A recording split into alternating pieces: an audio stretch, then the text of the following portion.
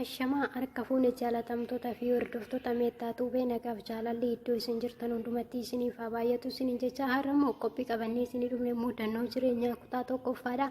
Hanga xumuraatti akka nu waliin turtanii akkasuma hiriyoota keessaniif laayikii fi sheer gootanii akka nu jajjabeessitanii fi namoonni yuutuubii keenyaaf haaraa taatan immoo sabiskiraayib gochuun gara maatii keenyatti Ya abdi kodu kabade debisu foda meno darafame Ya abdi ko ya rabinu birmadu dadamne ranuf game Ani maqaan koo yeroo ishiin jedhama. Maqaatii fi abbaan koo naa baasan maqaan hedduu jaaladhuudha. Kanan dhaladhee qarqara magaalaa Finfinnee laga Xaafotti yommuu nani ijoollee naannoo keenyaa waliin iddoo magariisaa miidhagaa irra burraaqnee taphannee gallu turre.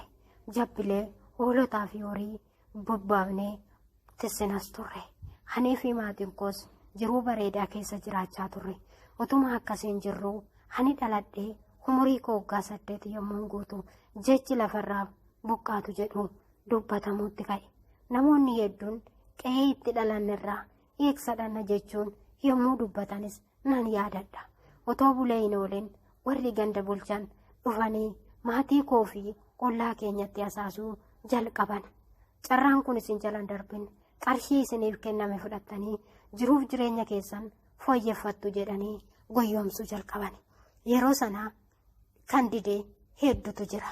Kaan immoo oduu namoota kanaan goonfamee lafa isaarraa buqqa'ee warra buqqa'an keessaaanii fi maatiin koo warra duraati. Yommuu kaanu qarshii ani ammasaa hin beeku qarshii xiqqoo fudhannee kaafamne. Sanaa booda carraa nuti qabnu gara magaalaa Finfinneetti gallee mana kireeffachuu qofa ture.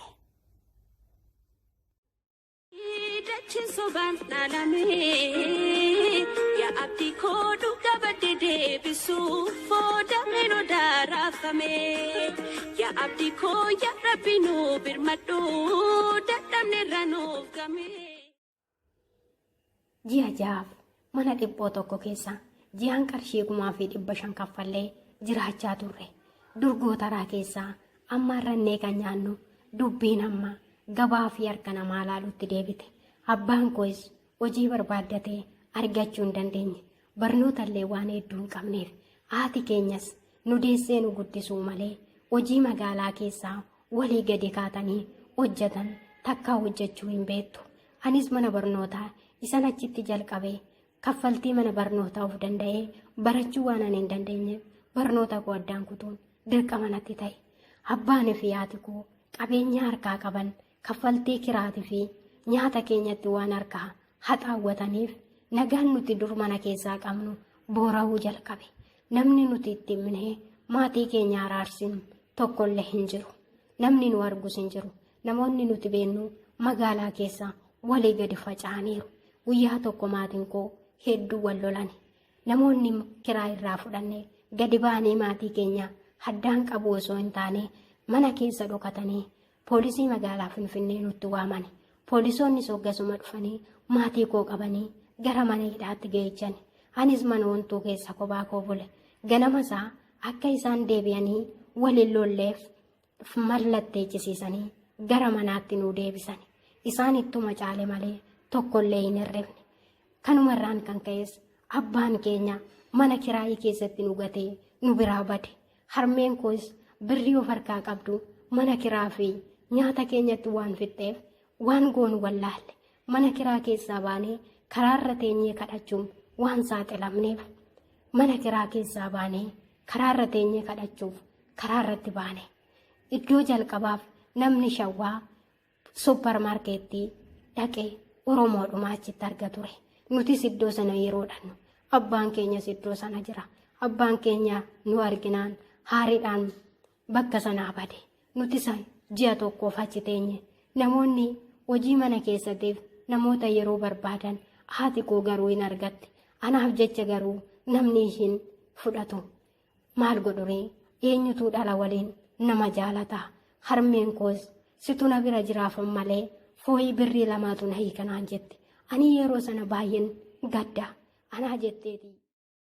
Dachin soban nalame Ya abdi kodu kabade debisu raafame. Yaa abdii koo yaa rabbi nuu birmadhu dadhabne irra nuuf game. Guyyaa nyaata barbaacha bakka miilli keenya hin geenye hin jiru.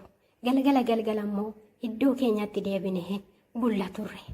Guyyaa tokko utuma nyaata barbaadaaf deebinu mana guddaa tokkotti dhufne. Mana guddaa kanatti sinnee barri isaa rurrukunne. Maal barbaaddu nuun jedhani warri karra eegan. Nyaata dhabne jenneenii itti manne. Inni barri eegu zabanyaan jaraatis Oromoo keenya ture. Barri nu jalaa bane. Maarree kadhattuu lamaan waliin jaalattu.